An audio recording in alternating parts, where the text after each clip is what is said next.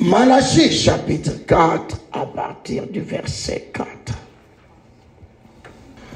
Souvenez-vous de la loi de Moïse, mon serviteur, auquel j'ai prescrit en Horeb pour tout Israël, des préceptes et des ordonnances. Voici, je vous enverrai Élie le prophète avant que les jours de l'Éternel arrivent. Ces jours grands et redoutables. Il ramènera les cœurs de pères à leurs enfants et les cœurs des enfants à leurs pères, de peur que je ne vienne frapper les pays d'interdit. Amen. Ouvrons encore nos Bibles dans Actes chapitre 3, verset 19. Repentez-vous donc et convertissez-vous pour que vos péchés soient effacés, afin que des temps de rafraîchissement viennent de la part du Seigneur, et qu'il envoie celui qui vous a été destiné, Jésus-Christ, que le ciel doit recevoir jusqu'au temps du rétablissement de toutes choses, dont Dieu a parlé anciennement par la bouche de ses saints prophètes. Amen.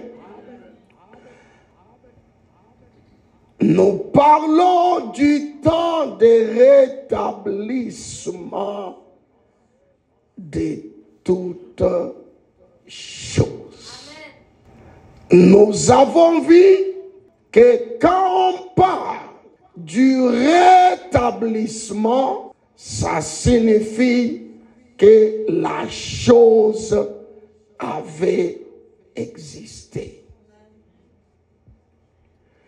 Si la chose n'a pas encore existé, on ne parle pas du rétablissement.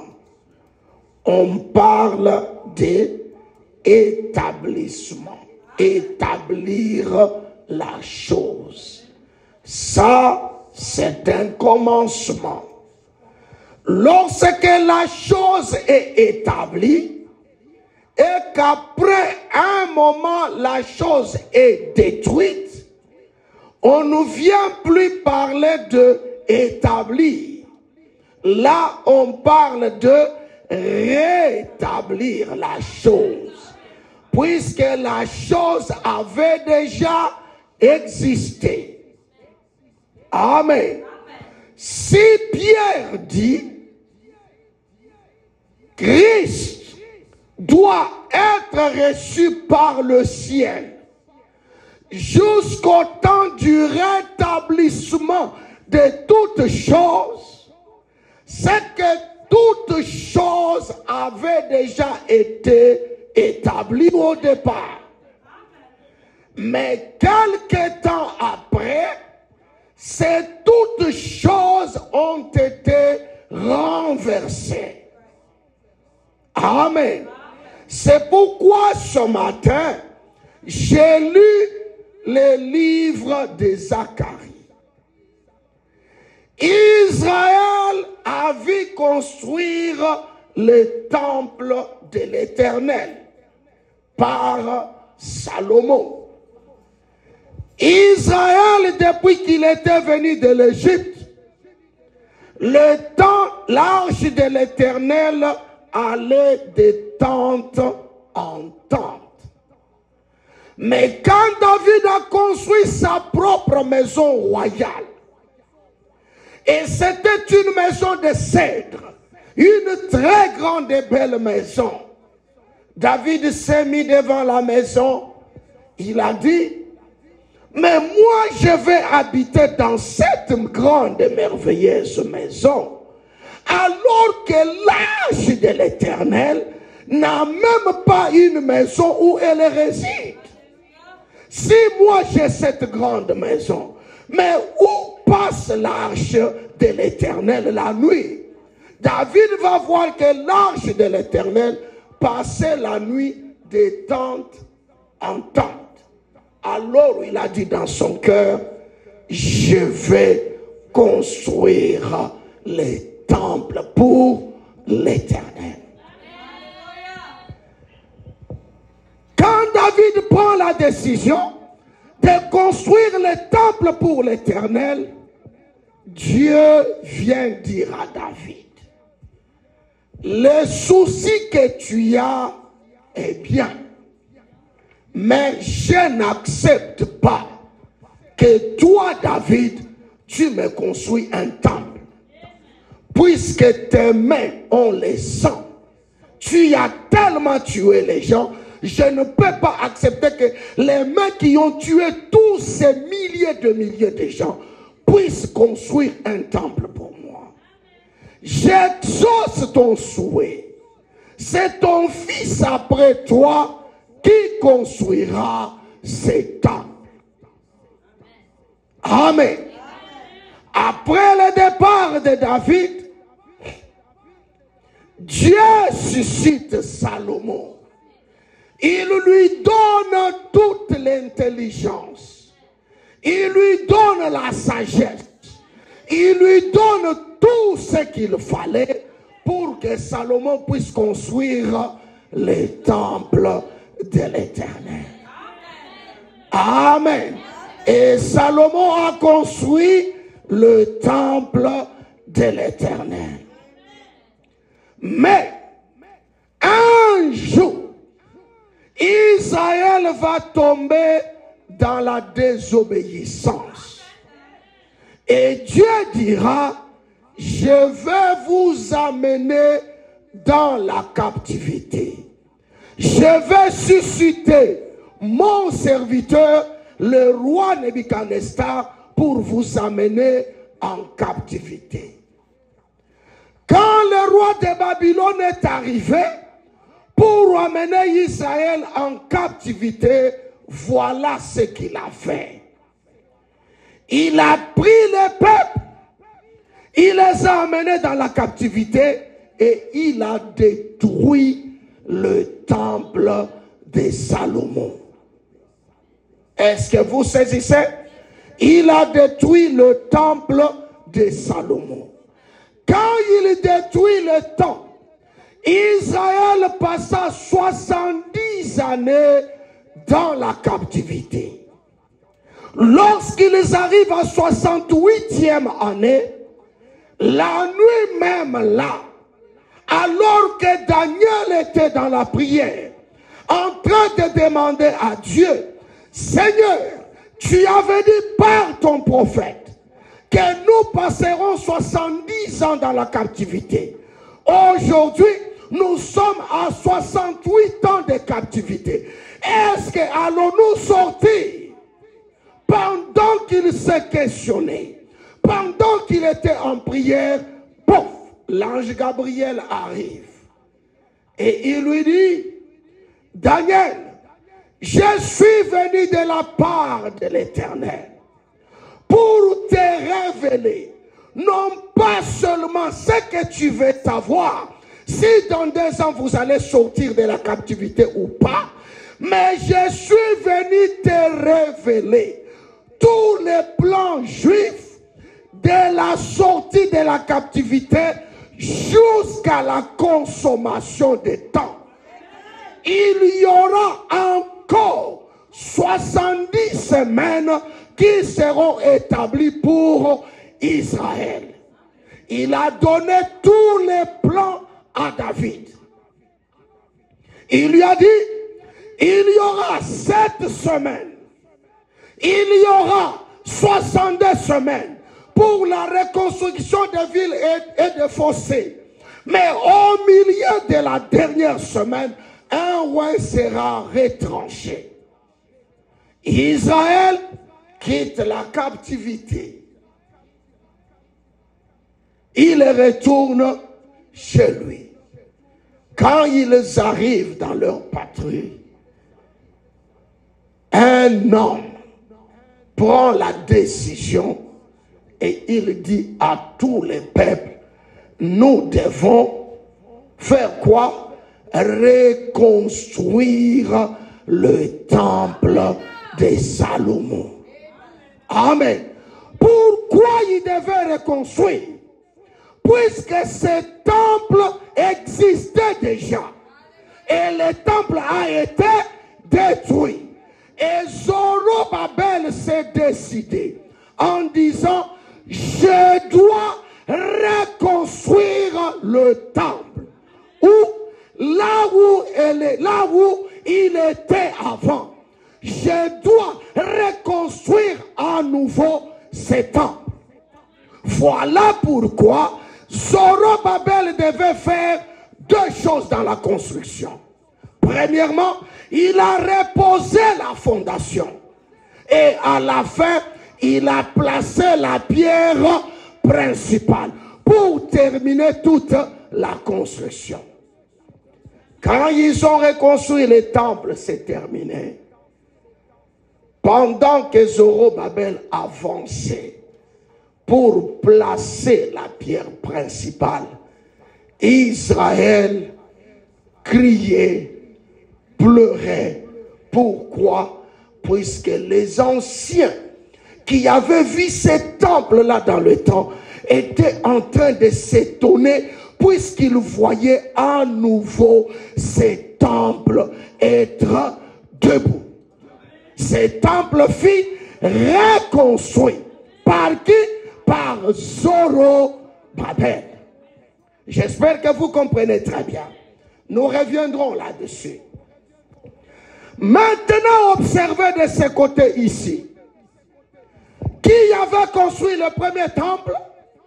C'était Salomon. Qui était Salomon? Salomon était un fils de David. Mais le fils selon la chair. Amen. Mais Dieu avait promis un fils à David. Ce fils-là n'était pas Salomon. C'est lui qui devait s'asseoir sur le trône de David. N'était pas Salomon. Mais c'était le Seigneur Jésus-Christ. Amen. C'est lui qui devait s'asseoir sur le trône de David. Jésus, quand il est venu aussi, lui, le fils de David, il a construit un temple. Alléluia. Il a construit un temple. Ce temple-là, le premier temple du fils charnel de David, amen, était un temple physique. Le second fils qui était promis à David était un fils spirituel. Et le temple était spirituel. Amen. Vous allez comprendre si ça vous semble difficile, mais vous finirez par saisir quelque chose. Observez comment je rapproche les deux pour vous montrer le rétablissement de toutes choses vient d'où? Amen. Rétablissement de toutes choses. Rétablissement. Mais ça vient exactement d'où? Quand Jésus est venu, il a trouvé Israël dans l'endurcissement. Il a trouvé Israël dans la désobéissance. Et lui a commencé quelque chose avec ses disciples. Ce qu'il a commencé avec les disciples, c'était le temple. Mais c'était un temple spirituel. Qu'est-ce qu'il a fait? Il a commencé par les enseigner la parole. C'était quoi? C'était la fondation. Il a commencé par les enseigner la parole. Il a pris des gens qui ne connaissaient pas la parole. Mais il a commencé petit à petit à les enseigner la parole. Petit à petit à se révéler à eux. À leur faire comprendre quelque chose. À essayer ceci. Il disait des choses en parabole. Il se retirait avec eux. Il leur montrait ce qu'il disait en parabole aux autres. Pourquoi? C'était la fondation qu'il était en train de poser. Il posait la fondation. C'est pourquoi quelqu'un qui n'a pas la parole en lui n'a aucune fondation. On peut l'amener là, on peut l'amener ici, on peut le traîner dans n'importe quoi. Comme il n'a pas la parole dans son cœur, il ira partout comme ça. Mais quand tu as la parole dans ton cœur, tu as la fondation. Tu sais là où tu te tiens et tu connais ce que tu crois.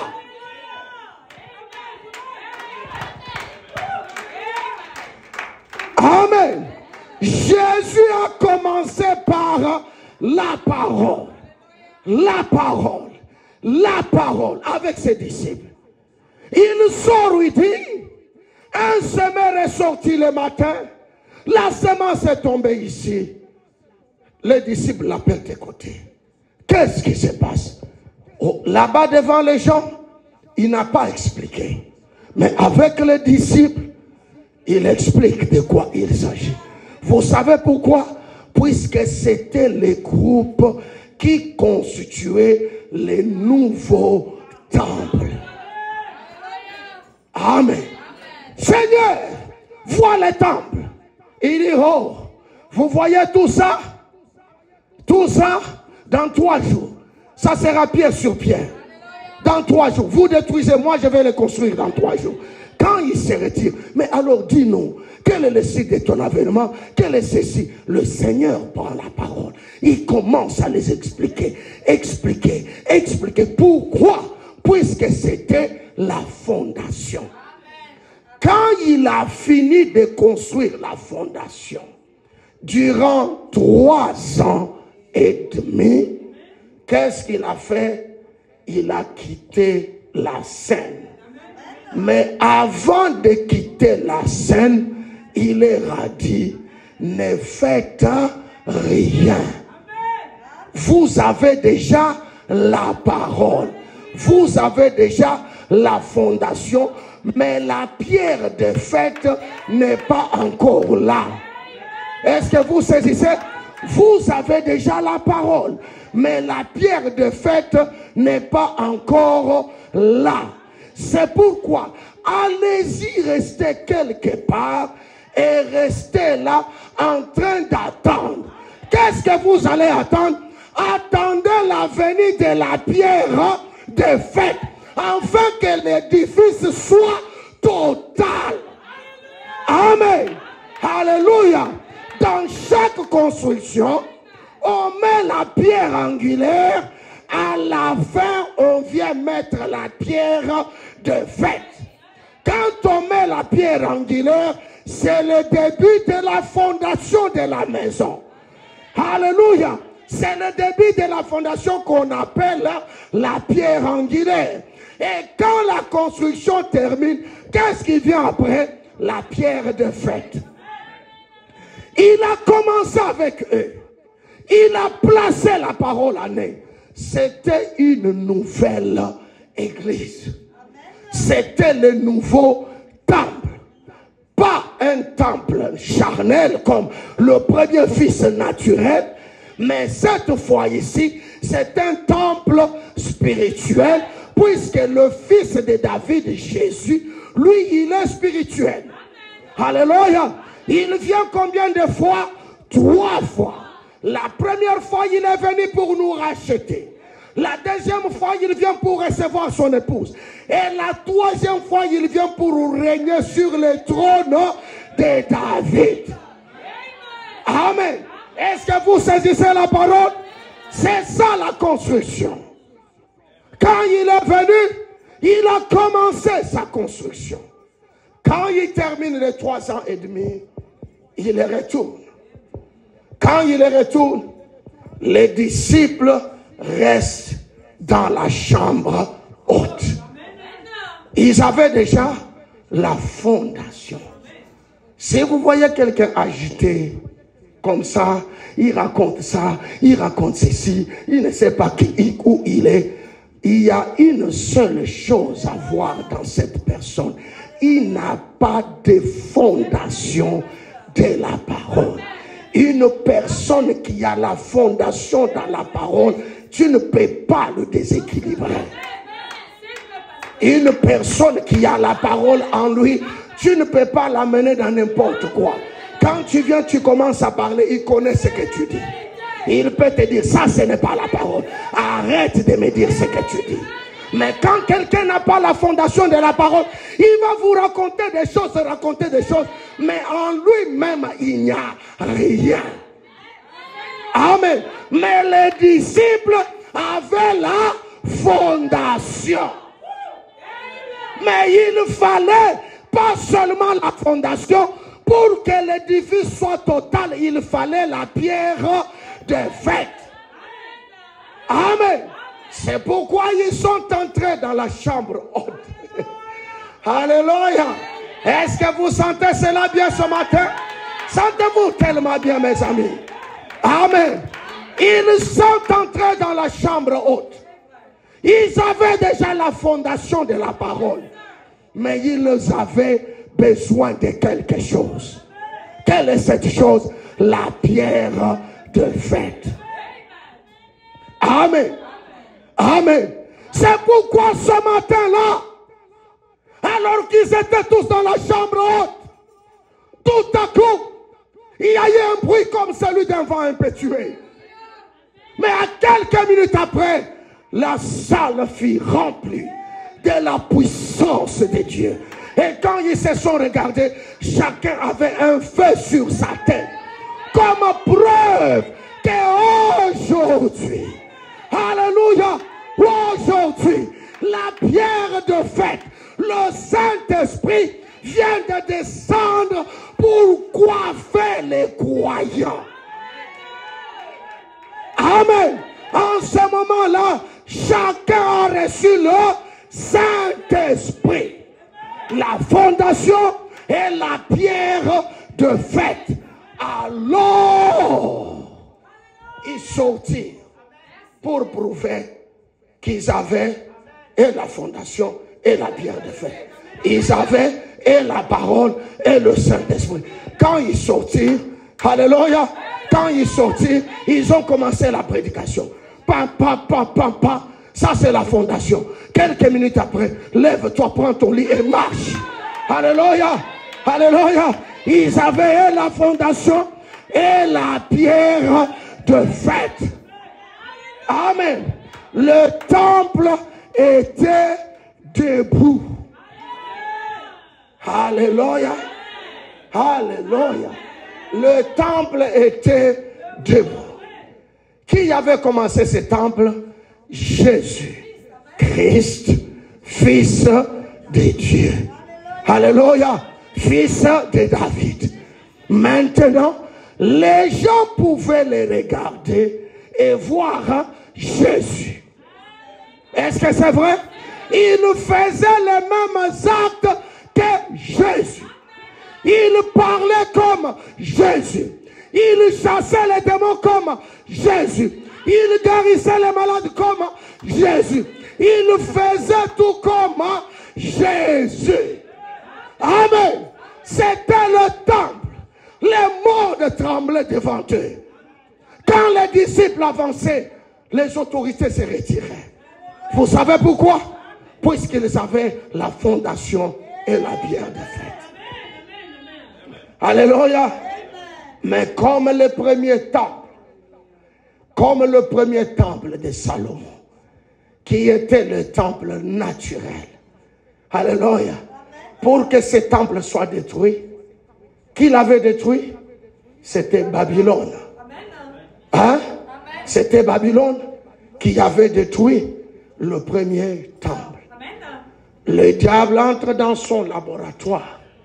Il dit, il y a un autre temple qui est en gestation en ce moment.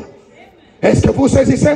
Il voit que cette fois-ci, c'était un temple spirituel. Les gens avec une puissance de la parole aussi incroyable.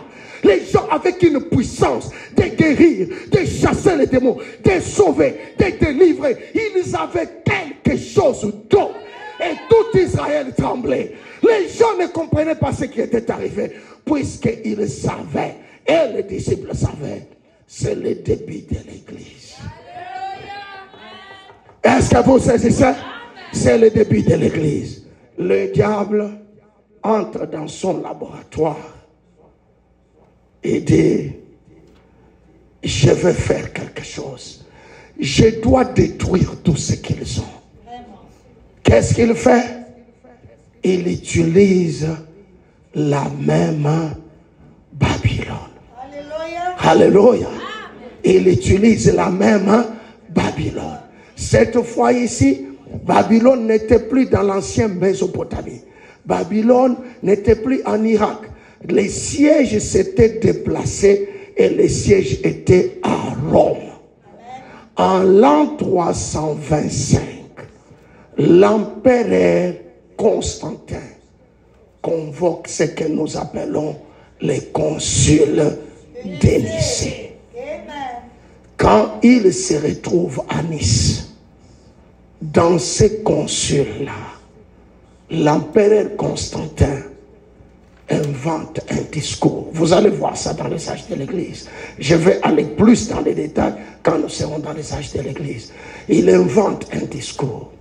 Il dit, quand je suis allé en guerre, alors que vous les croyants, vous avez prié pour moi, on vous maltraitait, on vous faisait du mal, mais ma mère était une chrétienne comme vous. Mais ma mère m'avait dit que je me confie en vous. Alors Constantin avait dit aux chrétiens, je vais maintenant en guerre. Priez pour moi. Si j'emporte cette guerre, je vais vous donner la liberté de la religion. Il est allé en guerre, soi-disant. Quand il revient, il dit, j'ai vu une croix dorée devant moi. Et cette croix m'a donné la victoire. À cause de ça, il convoque les conciles de Nicée.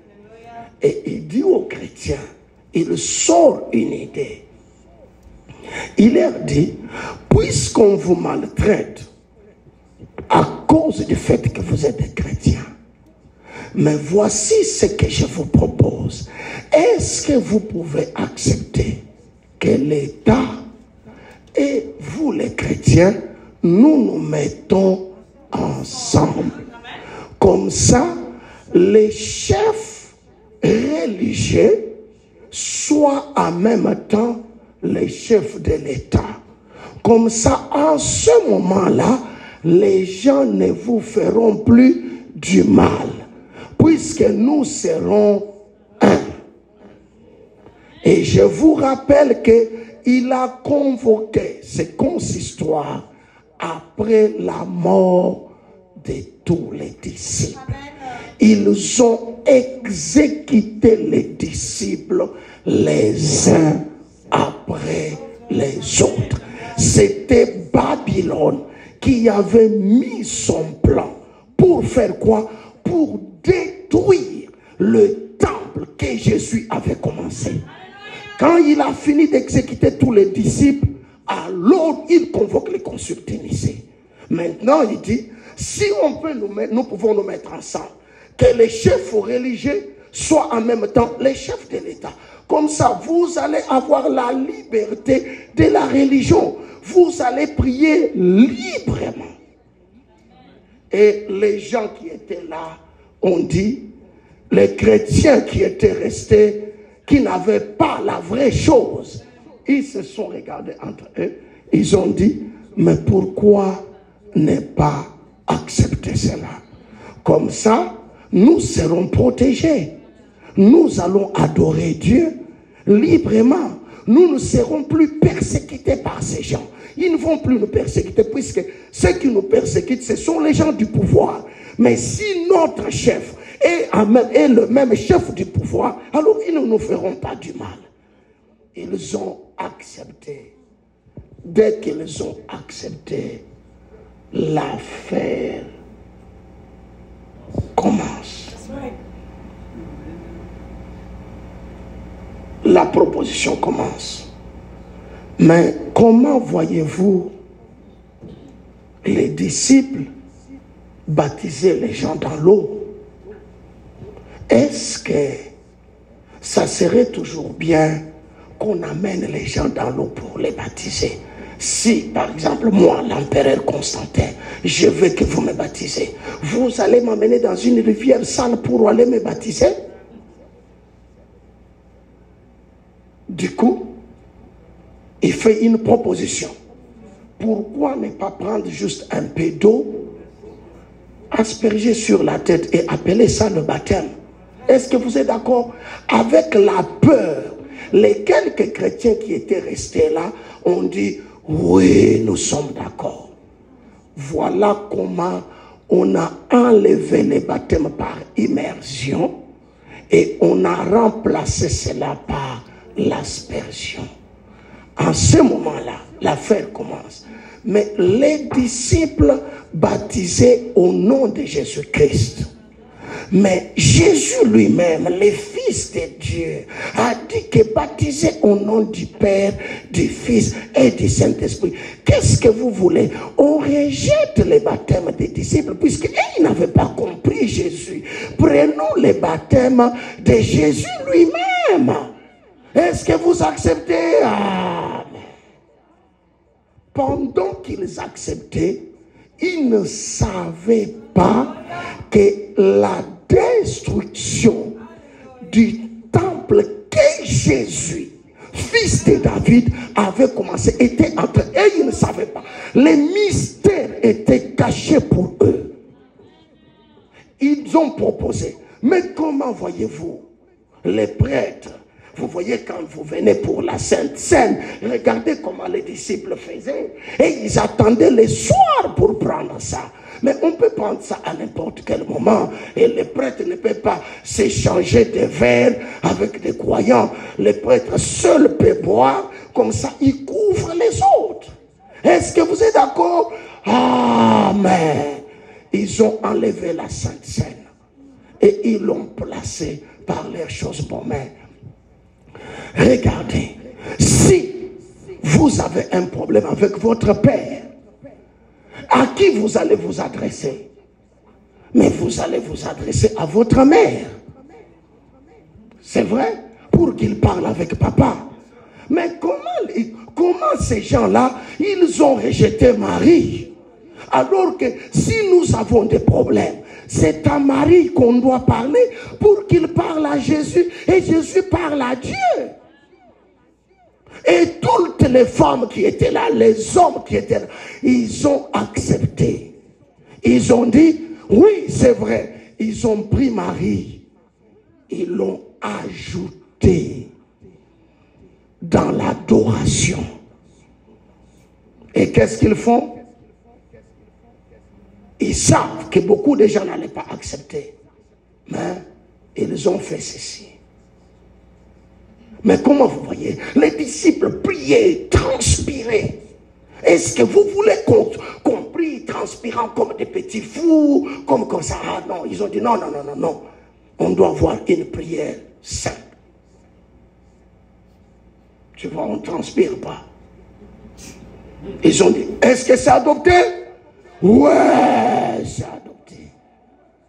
Au nom du Père, du Fils, Saint-Esprit. Vous voyez? Ils sont 4. Normalement, ça devait être au nom du Père, du Fils, du Saint-Esprit. Mais qui est cette 4e personne qu'ils ont ajoutée? C'est Marie. Mais ils ne le disent pas à haute voix. Mais ils savent que Marie fait partie de la divinité. C'est pourquoi ils ont au nom du Père, du Fils Jésus, du Saint-Esprit et de Marie. Pendant qu'ils ont fait ça, ils ont dit, est-ce que c'est adopté? Ouais. Oh, les croyants qui étaient là ne savaient pas qu'on est en train de détruire l'église que Jésus avait commencée. Comment voyez-vous la puissance de Dieu dans l'église avec tous les hôpitaux que nous avons? Ah, ces choses-là n'existent pas. Allez, on enlève ça. Comment voyez-vous un prédicateur qui vient, qui n'a pas cessé? C'est comme ça qu'ils ont introduit toutes ces choses. Ils ont dit, mais vous savez que Jésus a dit, tout ce que vous lierez sur la terre sera lié au ciel. Tout ce que vous pardonnerez les péchés, ils seront pardonnés. Est-ce que c'est toute l'église qui peut pardonner les péchés? Ah non, non, non, non. Il y a un groupe seulement qui peut être possible à pardonner les péchés. C'est comme ça qu'ils ont créé les groupes de gens que nous appelons les sacerdoces. Et leur travail, c'est eux qui pardonnent les péchés. Quand tu viens, tu lui parles, lui, il pardonne les péchés. Et c'est de là qu'ils ont introduit ce que nous appelons bindulgence. Bindulgence, c'est que vous commettez des péchés, vous venez, vous payez de l'argent, et cet argent vous purifie. Et vous pouvez même dire, les grands hommes, c'est comme ça que l'église catholique s'est retrouvée avec beaucoup de milliers de l'argent, presque de toute la terre. Puisque les grands hommes, vous pouvez venir vous dire, j'ai 2 millions de dollars, alors je vais commettre au moins près de 1 million, 2 millions de péchés, jusqu'à ce que mon argent puisse se terminer. Et ils étaient là. Quand le consistoire, quand le consul de Nicée termine, fini la puissance dans l'église. Comment vous voyez quand on prêche, les gens, alléluia, amen, alléluia. Mais comment vous voyez cela? Ah non, non, non, non. Le culte doit être dans le silence et en train d'observer. Et ils ont fait quoi? Ils ont enlevé les cris de joie dans l'église. Ils ont enlevé. C'est que volontairement, ils ont enlevé les cris de joie dans l'église. Est-ce qu'un homme pour servir Dieu, il doit être marié ou pas? Ah non, on ne peut plus se marier. Mais ils sont célibataires, ils n'ont jamais eu aucun enfant, mais on l'appelle père. Vous savez pourquoi? Or, Jésus avait dit, n'appelez personne père. Mais pourquoi Jésus pouvait dire ça, alors que la Bible dit, ceux qui vous ont mis au monde, appelez-les pères? Est-ce que vous comprenez? Oh, que Jésus savait qu'il y aura un groupe d'individus qui viendront, qui seront des célibataires sans enfants, ils se feront appeler pères. Il avait déjà averti la chose. Il savait que Babylone viendrait et détruirait tout ce que je suis en train de faire ici. Ils ont introduit cela pendant que le consul de Nicée termine. Ce gros païen de Constantin, qui s'est fait le chef, il devient le premier pape de l'église catholique. Et il commence son œuvre. La terre entière, il n'y avait que l'église catholique, avec les papes qui étaient l'empereur Constantin. Là, comme Jésus avait dit, après ce consul de Nicée, le grain de bleu est entré en terre. Terminé. Quand ils commencent leur culte, il n'y avait plus la présence du Saint-Esprit. Il n'y avait plus rien. Mais quelques groupes de gens qui connaissaient la parole, qui connaissaient ce qui s'est passé avec les apôtres, n'étaient pas d'accord avec ça. Il y avait un groupe qui s'était retiré et ils sont allés se cacher vers Grèce. Après Nice, puisque quand on dit Nice, c'est là où il y a, aujourd'hui, Nice, c'est là en France, mais comme les Romains dominaient partout, ils étaient là, c'était là-bas. Alors, un groupe de chrétiens s'était retiré pour aller se cacher quelque part. Quand ils venaient assister dans leur culte, ils disaient, ça ne devait pas être comme ça. Ça ne devait pas être comme ça. Mais en ce moment-là, l'histoire de l'Église est terminée. Il n'y avait plus la vie. La vie, les amens que vous écoutez, il n'y en avait plus.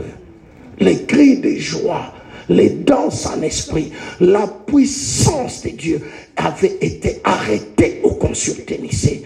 C'est comme si on avait dit à Dieu, arrête, n'avance plus. Et quand ils ont fait ça, ils ont bloqué l'église. L'église est tombée. Terminé. Il n'y avait plus rien.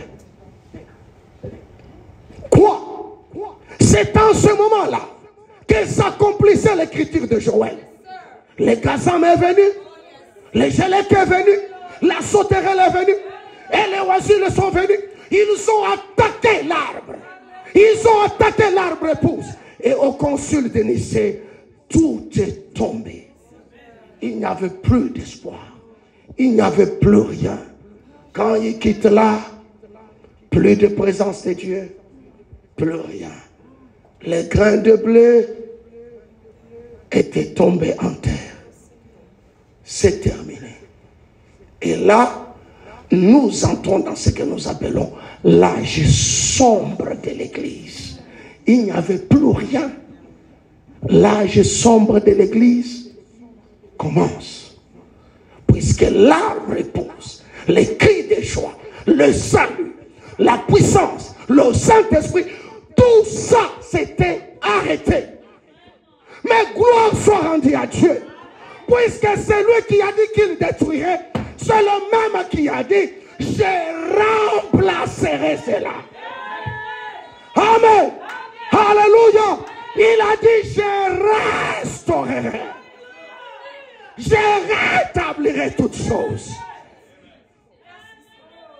Est-ce qu'il y a quelqu'un qui sent sa présence ce matin? Il a dit, je restaurerai. Je rétablirai toutes choses. Les grains de blé tombaient en terre. L'histoire de l'église était terminée.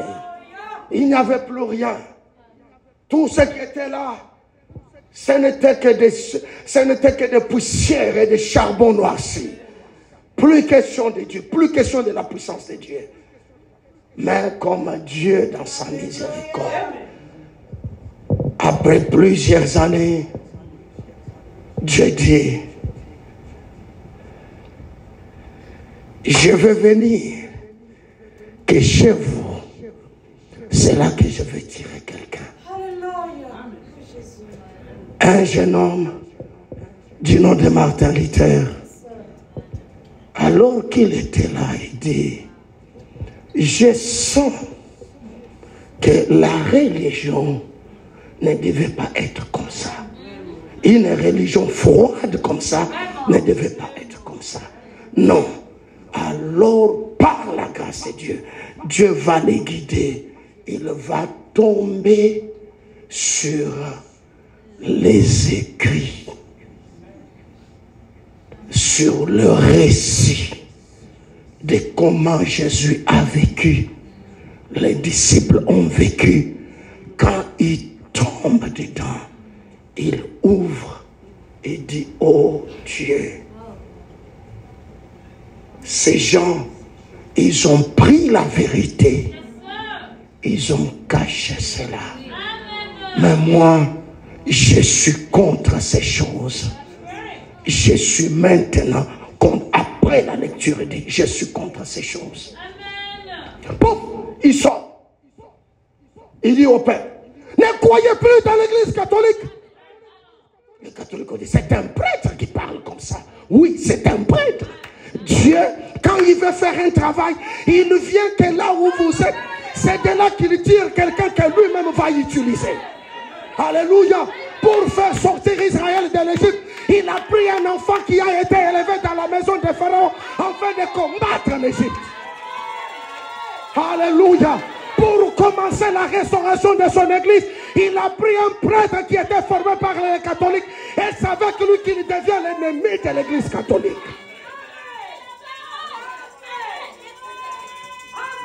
Alléluia. C'est de là que commencera la restauration de l'église.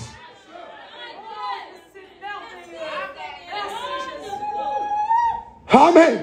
C'est de là que commencera le début de quelque chose. L'église qui était complètement enterrée. Il n'y avait plus rien à cette époque-là. Mais quand il découvre ces documents, La première des choses qu'il dit, les bindouliges et de Satan. Du coup, il quitte le couvent. Quand il quitte le couvent, il emporte la Bible avec lui. Il sort de l'église catholique. Et du coup, il sort avec la justification par la foi. Amen. Il sort avec son message, la justification par la foi. Vous savez c'était quoi? La semence qui était allée en terre depuis le concile de Nicée.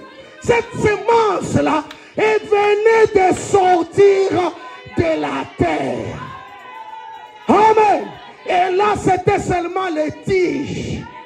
Est-ce que vous saisissez? Depuis qu'il est tombé en terre, depuis le concile de Nicée. Mais quand Dieu vient se révéler à Martin Luther, la semence sort de la terre.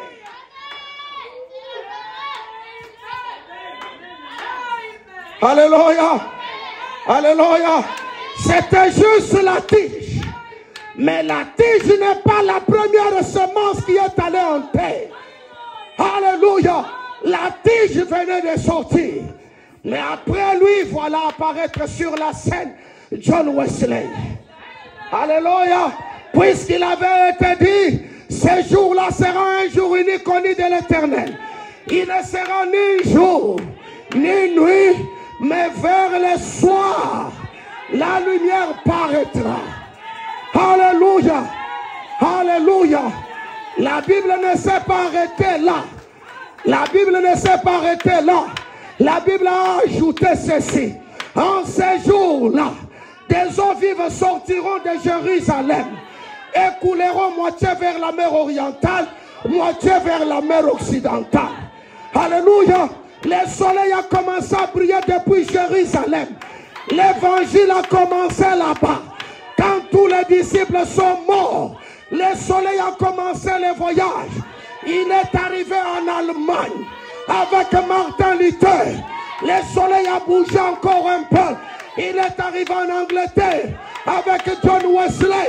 Mais où est-ce que tu pars, le soleil? Je suis en train d'aller au coucher du soleil. Alléluia. Quand le soleil commence à l'est, il vient au centre. Il bouge encore. Et voilà le temps du soir. Alléluia. Voilà le temps du soir. Apparaît sur la terre un messager. Apparaît sur la terre un homme appelé William Marion Branham. Qu'est-ce qu'il est venu faire? Il est venu pour la restauration de toutes choses.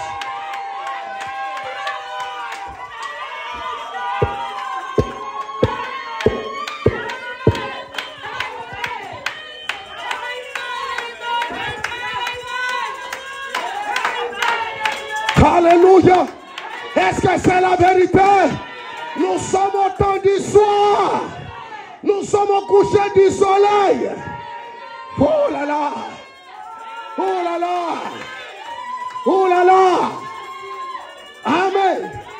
Quand John Wesley arrive, il arrive avec la sanctification, sans laquelle personne ne peut voir Dieu. Là c'est quoi? C'est les Grecs. Alléluia. Là c'est quoi? C'est les Grecs. Mais un jour, un groupe de gens était à Los Angeles. Ils étaient dans la prière. Ils réclamaient le Saint-Esprit. Et quelques temps après, ils ont eu l'effusion du Saint-Esprit. Ainsi commença l'âge pentecôtiste. Alléluia. L'âge pentecôtiste, c'est quoi? C'est la balle. Puisque la semence naturelle, elle passe par 4 étapes. La première étape, c'est la tige qui sort de la terre. Alléluia. Est-ce que mon frère Jocelyn, c'est la vérité? La semence naturelle, la première étape qu'elle fait, elle entre en terre. Et là, sous la terre, elle pourrit. Quand elle pourrit, la petite vie qui est en elle sort. Est-ce que c'est la vérité? La petite vie qui est en elle sort. Quand cette vie sort, c'est la tige. Après quelque temps, il y a les graines qui se forment au sommet. Après quelque temps, il y a la balle qui arrive. Mais la balle n'est pas la semence. La balle couvre la semence. Tu veux voir la semence? Ouvre la balle. Regarde de toi. il y a la même semence qui était allée en terre. Elle est là en train de se reproduire à nouveau.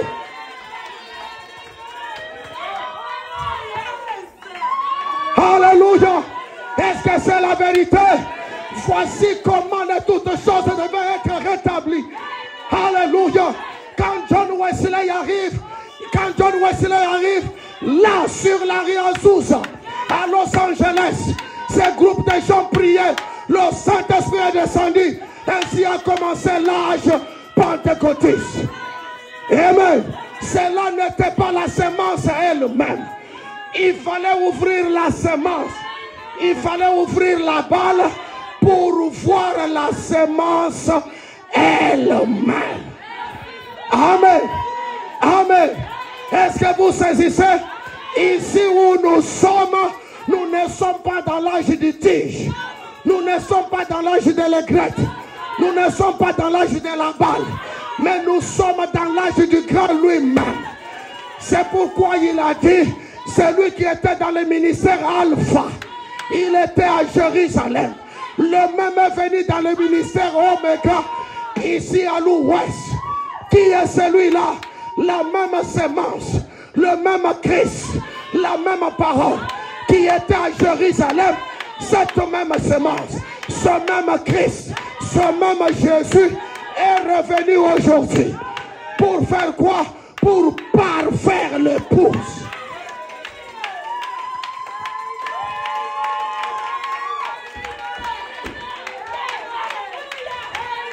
Amen. Amen. Ces choses qui étaient cachées tout au long des âges. Est-ce que c'est vrai là? Est-ce que vous êtes là? Ces choses qui étaient cachées tout au long des âges. Quand nous arrivons ici, la voix avait dit qu'au jour de la voix du 7e ange, toutes ces choses seront révélées. Pour quelle raison? Puisque c'est l'âge du grand lui-même.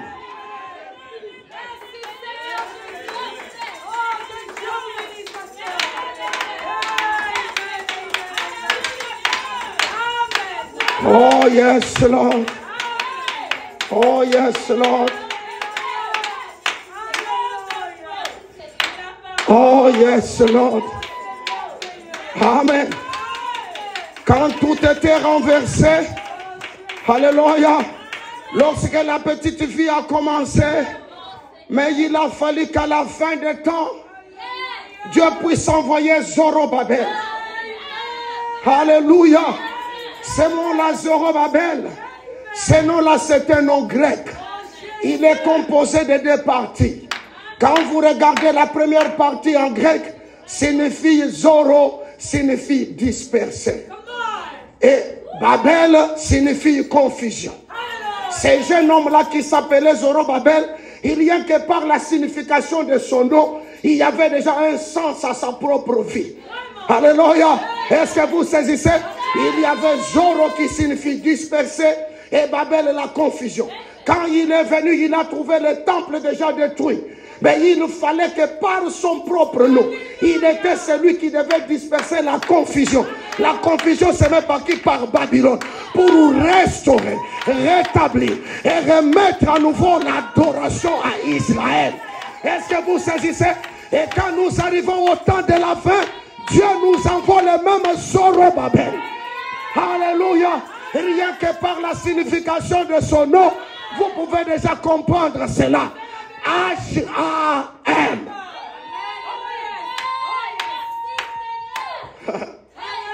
Oh Lord. Je vais lire ceci dans le message de grâce. Je vais lire ceci dans le message de grâce. L'église a été renversée. L'église a été renfermée. Il n'y avait plus rien. Mais il avait dit, je resterai. Je remplacerai toutes les années. Les 4 insectes ont détruit l'arbre. Est-ce que vous voyez? Le gazam, les gelées, la sauterelle et le voisin. 4 insectes ont détruit l'arbre. Mais qu'est-ce que Dieu fait? Dieu envoie 4.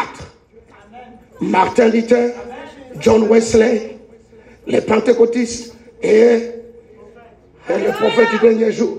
Pourquoi? Pour remettre à nouveau l'arbre épouse en marche.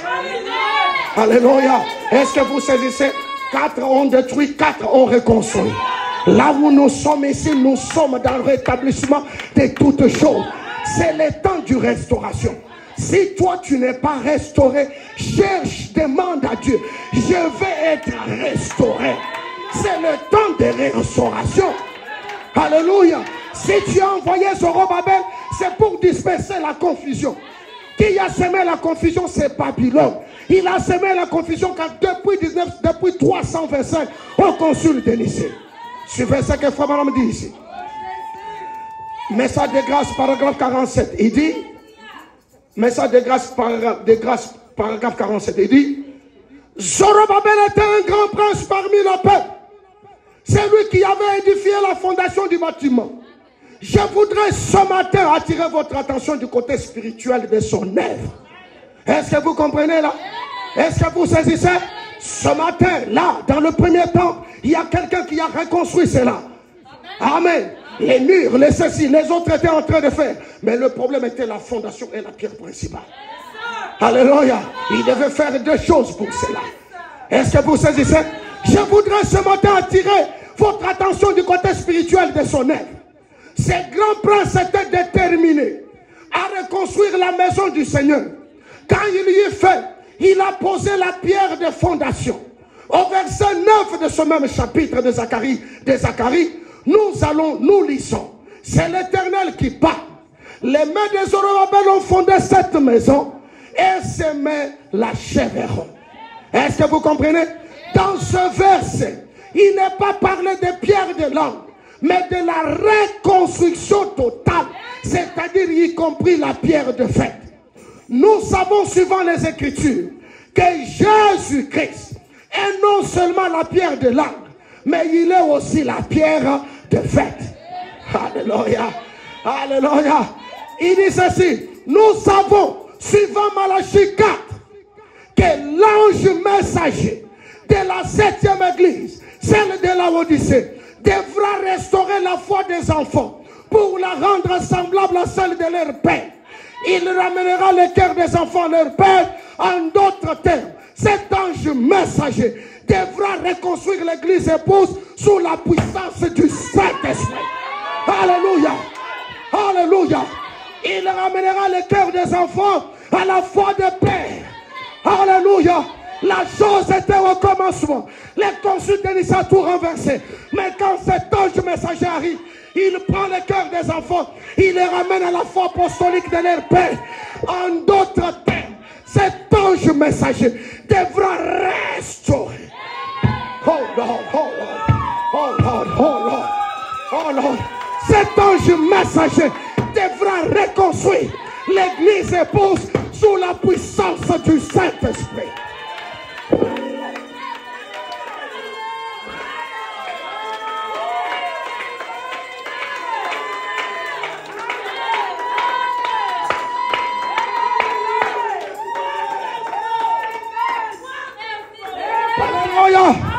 Est-ce que vous saisissez? Est-ce que vous saisissez la parole? Nous sommes au temps de la restauration. Mais Dieu ne peut pas nous laisser nous embrouiller comme Babylone. Dieu pour cela envoie l'ange messager de la 7e église. Qu'est-ce qu'il vient faire? Prendre le cœur des enfants, les ramener à la foi apostolique. En d'autres termes, il est en train de reconstruire l'église épouse sous la puissance du Saint-Esprit. Pour quelle raison? Le même Saint-Esprit qui tomba à l'est est le même Saint-Esprit qui tombe aujourd'hui. Alléluia. Nous sommes dans quoi? La pluie de la première et de l'arrière-saison. Les 2 pluies tombent aujourd'hui. Alléluia. Alléluia. À l'est, il y a eu la pluie de la première saison. Quand nous arrivons à l'ouest, il devait y avoir la pluie de l'arrière-saison. Mais gloire soit rendue à Dieu. Voilà notre véritable Thanksgiving. Au lieu qu'il nous laisse seulement avec la première pluie ou la pluie de l'arrière-saison. Mais qu'est-ce que Dieu fait? Il prend la pluie de la première et de l'arrière-saison. Il les met ensemble et il les fait tomber aujourd'hui. Ça, c'est quoi ça? Happy Thanksgiving Life Tabernacle. Alléluia. Alléluia. Leur Thanksgiving, quand ils le font, il y a les Amérindiens qui pleurent. Il y a les Amérindiens qui gémissent. Alléluia. Tandis que les Américains se réjouissent. Mais les Indiens se pleurent. C'est 15 les dents. Mais notre Thanksgiving, quand celui-là viendra, nous serons au pied de Jésus. Il n'y aura pas de pleurs, il n'y aura pas de grincement de dents. Ça sera la joie, les cris, les alléluia et les actions de grâce.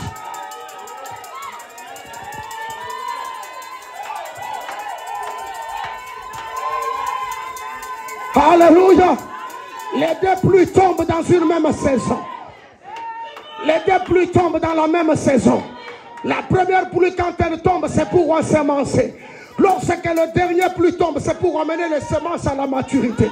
Or, dans cette génération ici, les deux pluies tombent au même moment. La pluie de la première et de l'arrière-saison. Alléluia. Ici, qu'est-ce que ça signifie? L'arrière-saison signifie mourir. Mourir signifie enseignement. Est-ce que vous saisissez? Et nous sommes dans la phase de l'enseignement. Et ici, nous sommes en train d'ensemencer l'épouse. Afin que l'épouse atteigne la dimension de la perfection. Pour que quand Jésus apparaîtra, que cette épouse aille à sa rencontre. Praise the Lord. Alléluia. Alléluia. Est-ce que vous saisissez la parole? Nous sommes dans la phase de la restauration. Les cœurs des enfants doivent être ramenés au Père apostolique. L'église épouse doit être à nouveau debout afin d'attendre cette époque. Oh God. Oh God. Oh God. Oh God. Oh God. Mais qui fait cela? C'est l'ange messager de la 7e église. Amen. C'est l'ange messager de la 7e église qui vient avec un message. Et ce message poussera l'épouse à être à nouveau debout.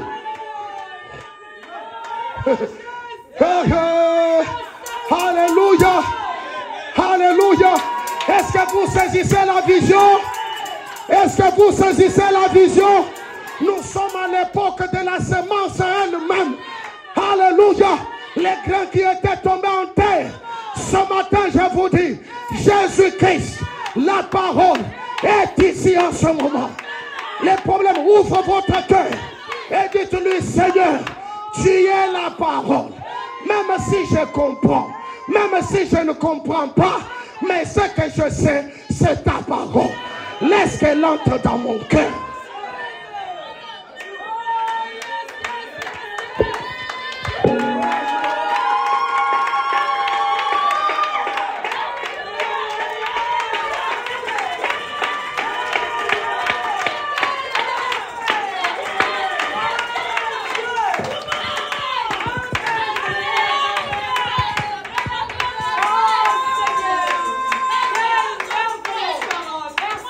Alléluia. Qu'est-ce que Zorobabel a fait? Zorobabel devait faire deux choses. Qu'est-ce que la Bible dit? Les mains de Zorobabel ont fondé cette maison. Et ce sont ces mêmes mains qui l'achèveront. Il placera la pierre principale au milieu des acclamations. Grâce, grâce, grâce pour elle. Alléluia. Mais au temps du soir, la lumière paraîtra. Lorsque les Gazam, les Gélèques, le Oisir et la sauterelle, quand ils ont déjà détruit l'arbre épouse, mais Dieu a suscité les 4 messagers. Alléluia, alléluia, alléluia. Martin Luther, John Wesley, les groupes pentecôtistes. Mais nous arrivons ici au sommet. La première, c'est la tige. La seconde, c'est les Grecs. La troisième, c'est la balle. Mais quand vous ouvrez la balle, à l'intérieur, il y a la semence elle-même. Alléluia. La semence elle-même. Or, dans la semence, il y a les tiges, il y a les Grecs, il y a la balle. C'est dans la semence. Est-ce que vous saisissez? Est-ce que vous saisissez? Quand vous prenez le grain à votre main, À l'intérieur, il y a la tige.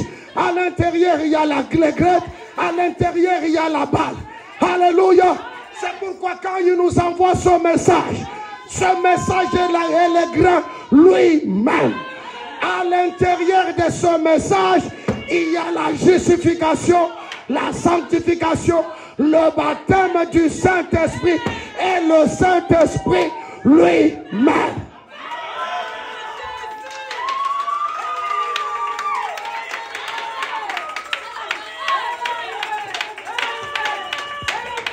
Alléluia. Alléluia. Zorobabel devait faire combien de choses?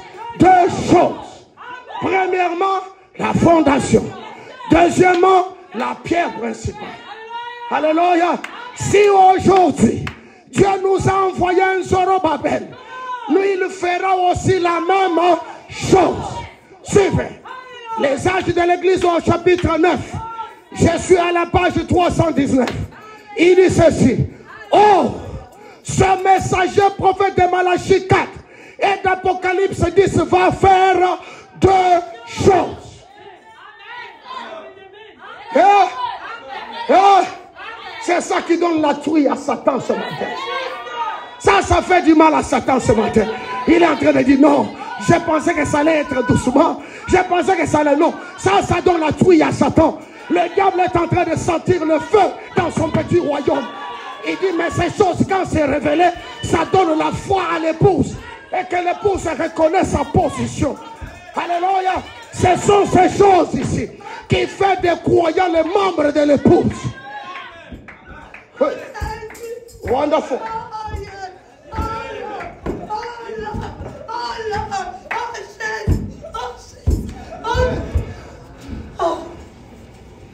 Amen.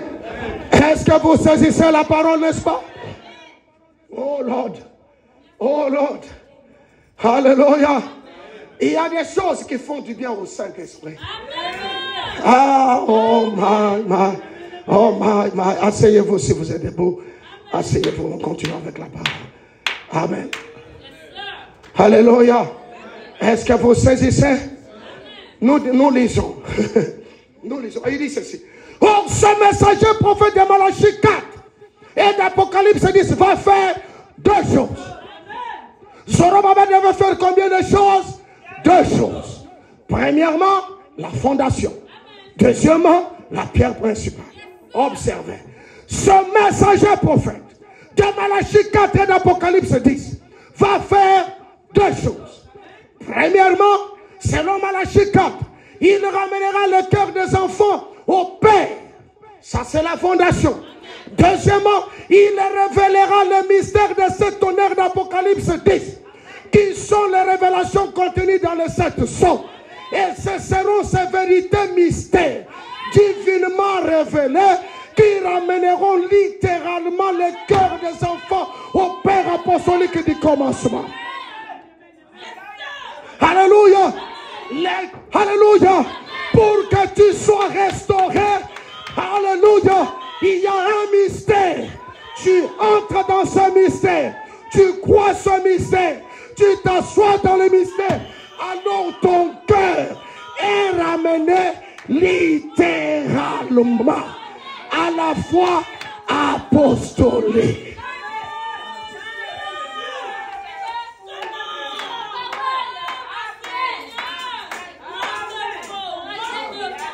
C'est pourquoi Paul dit,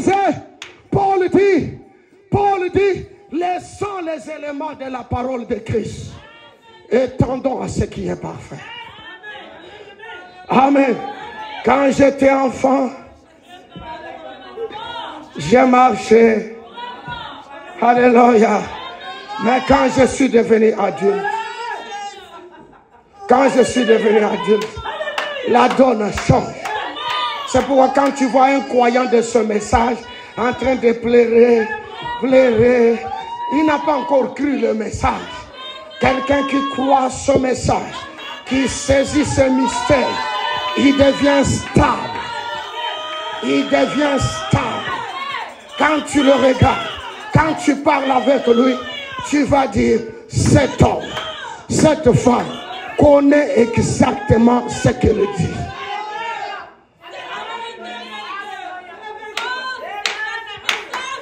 Amen. Amen. Amen. Pour la première fois que le frère Jocelyn est entré dans cette église, il m'a écouté prêcher. À la fin, il m'a dit, pasteur, j'aime des hommes, j'aime des gens qui savent ce qu'ils disent. Il dit, quand je t'ai regardé, quand je t'ai écouté, j'ai compris que cet homme connaît exactement ce qu'il dit. Quand vous avez la parole, vous connaissez ce que vous dites. Non, non. Tu n'es pas restauré. Va, cherche la restauration. Puisque quand tu es restauré, tu es stable dans la parole. Tu es stable dans la foi. Un vrai homme doit connaître ce qu'il dit. Alléluia. Et il doit connaître où il se tient. Mais pas quelqu'un quand tu arrives, dès que tu fais ça. Toi, tu es restauré. Toi, tu es restauré. Une personne a restauré. Alléluia. Quand on restaure un arbre qui est tombé, quand on le restaure, on prend plus de dispositions pour qu'il ne tombe plus. C'est pourquoi lorsque le vent arrive, il va résister plus. Puisqu'on a ajouté des choses pour qu'il soit stable. Est-ce que vous saisissez? Or, quand tu crois à la parole et que tu connais réellement ce que tu crois, la position, la fondation est là. Personne ne peut t'agiter. Non, non, non. Non. Non. Un homme, une femme restaurée, personne ne peut l'agiter. Vous savez pourquoi? Je suis restauré. Puisque quand nous parlons de la restauration de l'église, les gens peuvent penser que c'est restaurer ces murs et ces toitures. Non, l'église, c'est toi qui es l'église. Alléluia. Alléluia. C'est toi qui es l'église.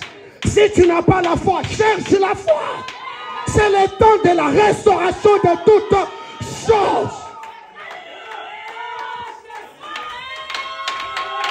Si tu n'as pas le Saint-Esprit, cherche le Saint-Esprit. C'est le temps du rétablissement de toutes choses.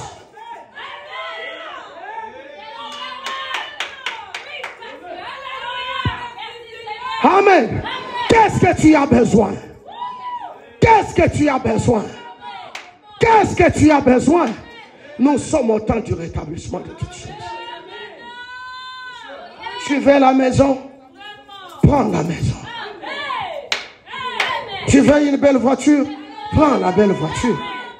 Puisque quand on est restauré spirituellement, même physiquement, on est restauré.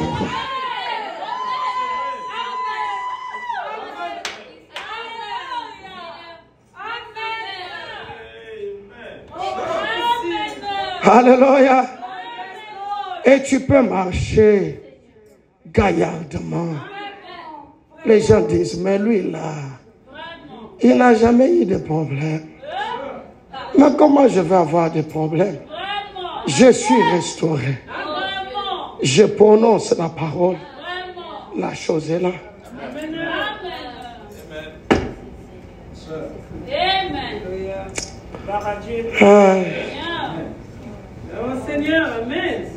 Les gazams, les gelecs, les voisines et la sauterelle ont détruit cela.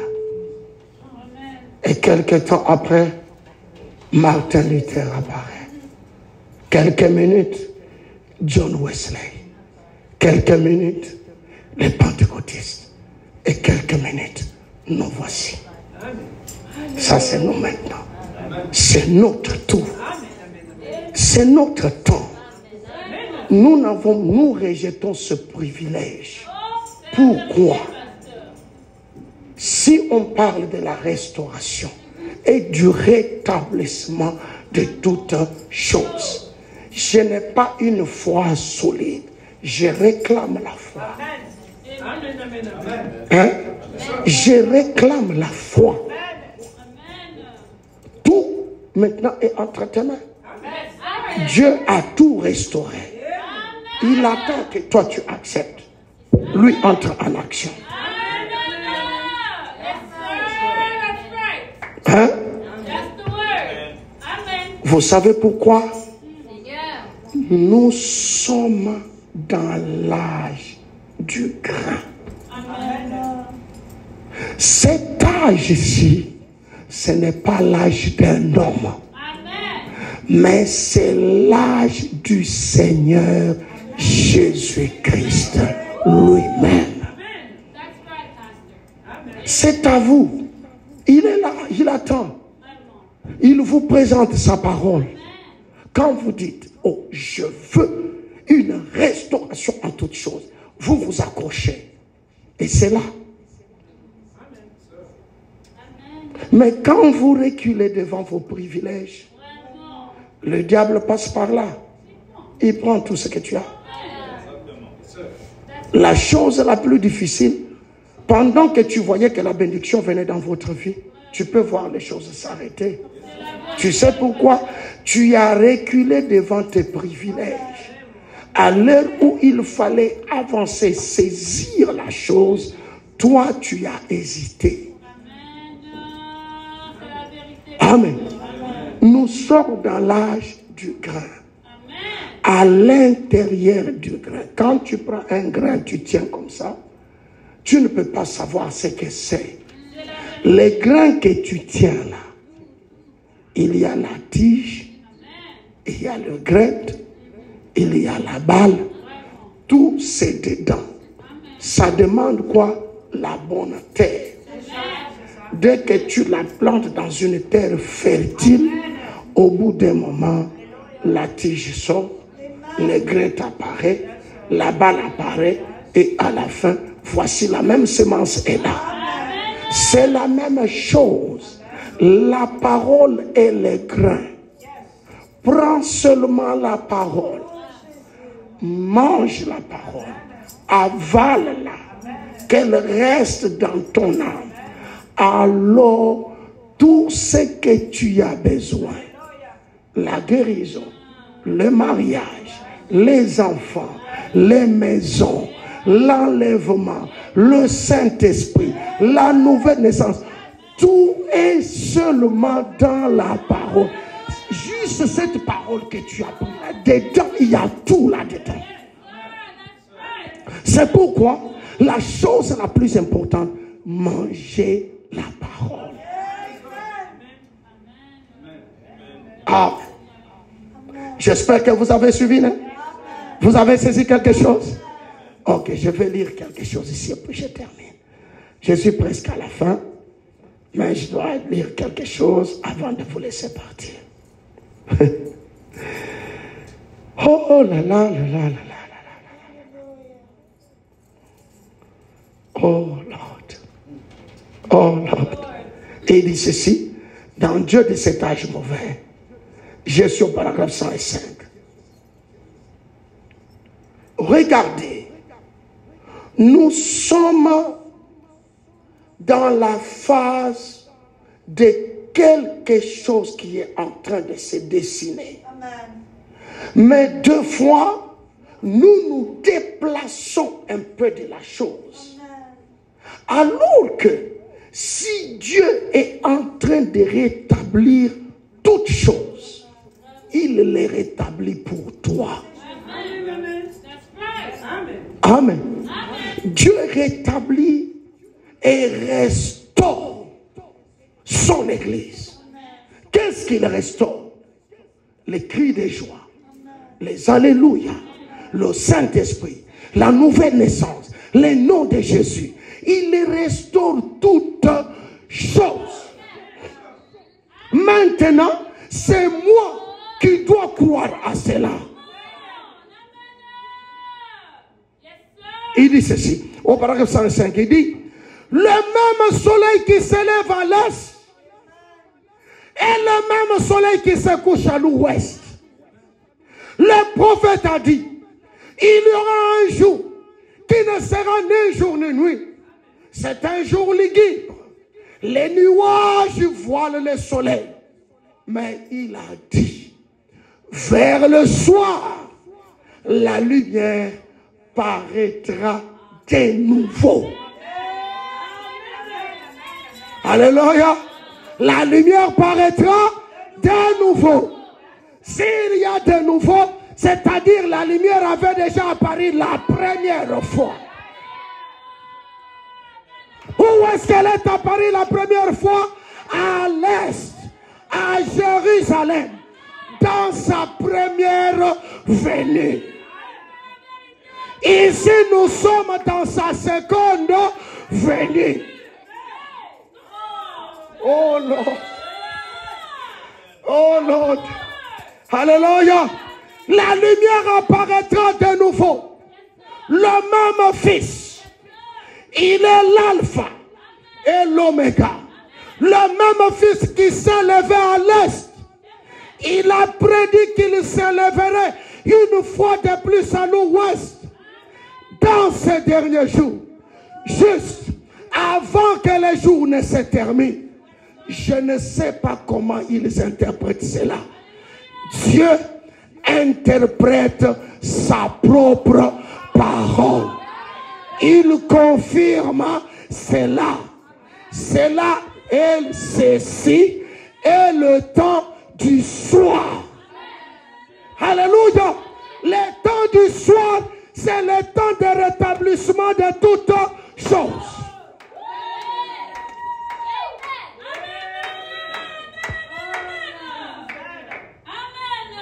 Élie, avec les 400 prophètes de Baal, ils ont commencé le matin. Élie savait que ce que je fais ici, c'est une préfiguration de ce qui se passera au temps du soir. Il a laissé les prophètes de Baal crier toute la journée. Mais quand le temps du soir arrive, Élie dit, la première des choses, je vais restaurer l'autel. Est-ce que vous comprenez? Est-ce que vous saisissez? La première des choses, je dois restaurer l'autel. Et il a restauré l'autel. Quand il a terminé, la deuxième des choses est venue. C'était quoi? Le feu devait consumer l'offrande. Mais la restauration de l'autel a eu lieu quand? Au temps du soir. Où est-ce que nous sommes? Au temps du soir. Bientôt la nuit va tomber. Mais Dieu a envoyé un prophète dans le pays. Pour faire quoi? Pour prendre le cœur des enfants, les ramener à la foi apostolique et rétablir toutes choses.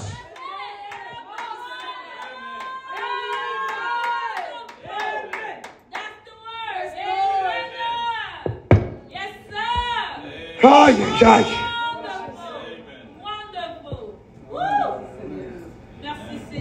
Quand vous venez à l'église, ne soyez pas pressés pour retourner dans votre maison. Vous ne bénéficiez rien. Ça, c'est juste. Quand vous venez, vous vous asseyez, mais il va finir quand? Quand est-ce qu'on va rentrer? Quand est-ce qu'on va? Tu ne bénéficieras rien. Si tu ne t'occupes pas de ton âme, le diable s'occupera très bien de ton âme. Ce n'est pas ça, frère Marc? Frère Marc, ce n'est pas ça? Ouais. Si tu ne t'occupes pas de ton âme, le diable va très bien s'occuper de ça. Tu sais, quand le diable s'occupe de ton âme, où est-ce qu'il l'amène? Il va l'amener au ciel. Il l'amène en enfer. Qu'est-ce qui sauve? C'est la parole. Qu'est-ce qui vous donne la vie? C'est la parole. Qu'est-ce qui vous donne la force de marcher?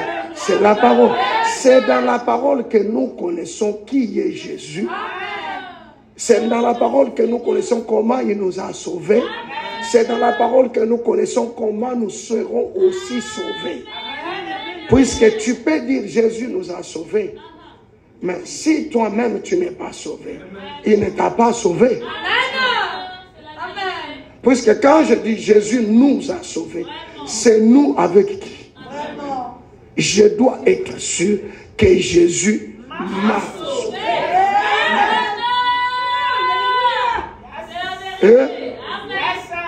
Et Jésus m'a sauvé.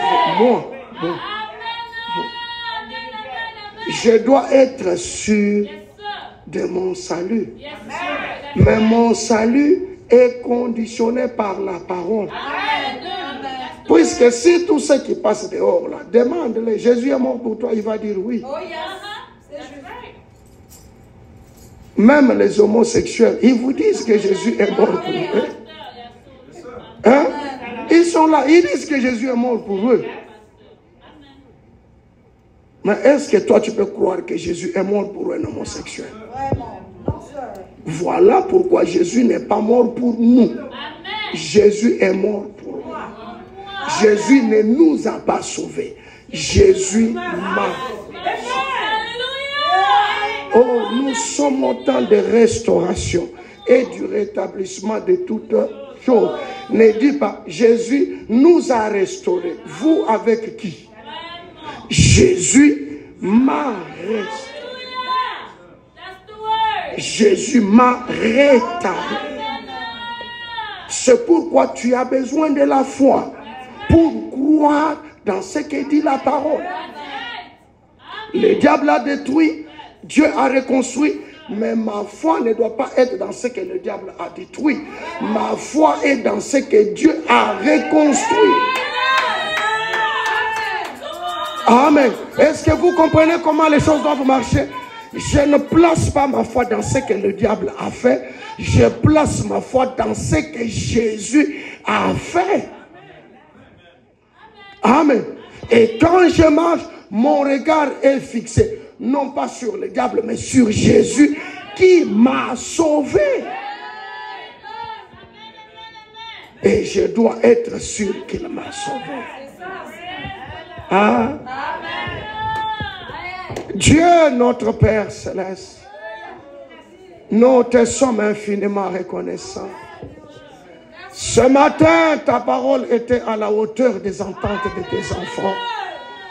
Ils étaient venus peut-être affamés, mais je sais que toi, tu les as donnés à manger.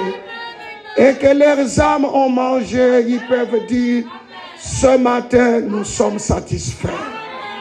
Oh Dieu, laisse que lorsqu'ils vont quitter ces lieux pour retourner dans leur maison, qu'ils ne se mettent pas à parler des histoires autres que de parler de ta parole. Seigneur, nous voulons que ceci reste gravé dans nos cœurs, que nous sommes au temps du rétablissement, nous sommes au temps de la restauration. Père, s'il y a quelqu'un qui était venu faible et que ta parole est proclamée maintenant, laisse qu'en sortant cette porte qu'il puisse dire, non mais aujourd'hui, ce matin, je me sens autre que la manière que j'étais venu. Si quelqu'un sentait qu'il faisait très froid, Seigneur, laisse qu'en partant de ce lieu qu'il puisse dire, à un moment j'ai senti la chaleur de quelque chose venir sur moi. Oh Père, si quelqu'un était venu malade, laisse que sa maladie reste là, Père, et qu'il aille dans les lieux arides, et qu'il s'élève et qu'il retourne rétabli, Père. Nous sommes au temps du rétablissement de toutes choses. Si tes enfants ont besoin d'un bon travail, accorde-leur cela, Seigneur.